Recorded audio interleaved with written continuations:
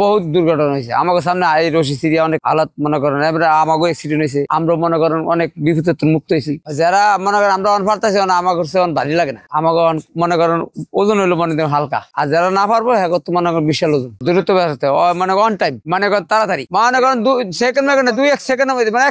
1 minute লাগে না 1 মিনিটের মধ্যে দিতে হবে ব্যাস মাছটা নিতে আসে মনে করেন খবর মানে আমাকে জাহাজ বিরছে না আগে বেরিয়ে দিতে হবে রশি বেরিয়ে দিতে এবার মনে গন ধরতে হবে গন ধরার পর সাইড ধরতে হবে যদি আমার দেরি হয় মনে করেন দেরি হলে আমার মাস্টারে আমাকে বক্ত করে যে তোমার কারো জাহাজ অ্যাক্সিডেন্ট হয়েছে দুর্ঘটনা হয়েছে পল্টন সব বাড়ি খেয়ে এমন মানুষ লাভে মানে বাড়ি খেয়ে পড়িয়া যাবে মানুষ ঠ্যাং ভাঙতে পারে মানুষের হাত ভাঙতে পারে মানে অনেক কিছু ভাঙতে পারে এই জন্য তাড়াতাড়ি মাস্টার দিল দেখে আমাকে ফেসলিটি দড়ি মনে করেন বিশাল বড় মনে করেন এটা তো অনামক কম এটা মনে করেন 3 ভাগের 1 ভাগ আছে 2 ভাগ মনে কাছে আছে যে অবস্থা আমরা কিনে আনছি আমাকে 1 ভাগ হইলে 3 ভাগ লাগে না লঞ্চ বিরাইতে আমরা সামনে থাকি 4 জন ধরার জন্য উপর থেকে মাস্টার থাকে তার সাথে হ্যান্ড মাইক থেকে আমাদের যেটা কমান করে আমরা ওই কমানের কাছে যেমন ঘাট আসার আগে আমাদের ডাইন সাইড হলো বেরি আলাদ বলে ওই আলাদটা আগে আনির উপর উড়ে রাখতে হয় তারপরে বামেরটা সাইডে এনে ফ্যান্ডারে রাখতে হয় 2 সাইডের লোক ভিতরে রাখতে হয় যে সাইডে না আসে তারপরে যখন ঘাটে বেরি যখন মাস্টার কল করে যে ঠিক আছে হাওলাতে পেছ নাও তখন আমরা পেছ নিই হ্যাঁ দড়িগুলোকে আমরা হাওলাত বলি আর কি যখন সামনে 2টা ধরা হয় তখন সাইডে ডাবার দড়ি সাইডে ধরার পরে যাত্রী সামনে ক্লিয়ার হইল তারপর আমরা গেট খোলাই দিই ভিতরে যাত্রী আস্তে আস্তে নামতে থাকে এটা তো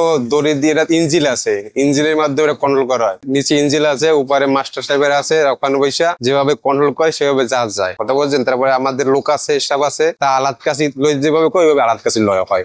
এটা দিক দিয়ে তো মনে করেন সবসময় 2টা থাকে সামনে সাইড ধরার জন্য থাকে এটা কোনো ই নাই যে এই কয়টাই থাকে কোনো নির্ধারণ নেই যে কয়টা রাখে ওইটাই ঢেউ বেশি তো আমরা তো নদীর জায়গা থাকে তখন তো আলাদ কাছে দরকার হয় না তখন জাহাজ চলতে থাকে আলাদ কাছে এটা তো অনেক মজবুত ওয়েট বেশি অনেক মোটা থাকে পানির মধ্যে বাঘা থাকলে তো আপনার এটা পানির সাথে কন্ট্রোল হয় পানিতে যেভাবে মনে করেন টান থাকে একজনও নিতে পারে আবার 10 জনও নিতে পারে না কথা বলছেন পানির মাধ্যমে জি দড়ি অনেক ওয়েট হয় পানিতে ভিজলে আর অনেক ওয়েট হয় জাগান যায় না এটা শুধু এই দড়িটার কাজই হচ্ছে জাহাজ বান্ধা হ্যাঁ ছেড়ে যায় আপনার জায়গা কাছে পল্টনের সাথে লাগানোর পরে যখন জাহাজ চালানো হয় যখন বেশি অতিরিক্ত চালানো হয় তখন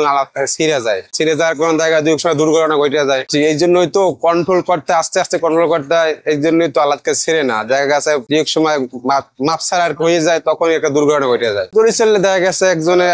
হাত পায়ে ব্যথা পাইলো আর যদি দেখা গেছে বিপদ খারাপ হইলে হাত তো ভাঙ্গিয়া যায় এই সাইড ধরতে হয় যেন লস কোনো মিল না যাইতে আর গন আর হইছে দেরি ধরতে হয় সামনে যেন না দৌড়াইতে আগে পিছিয়ে না যায় ক্যাপাসিটি আছে মানে যারা জানে হেরা ধরতে পারে যারা জানে না হেরা ধরে না মনে করেন এর মধ্যে লস্কর আছে লস্কররা ধরতে পারে আর লস্কর ছাড়া যদি আউট মাসে ধরবো পারবো না আউট মাসে মনে করেন না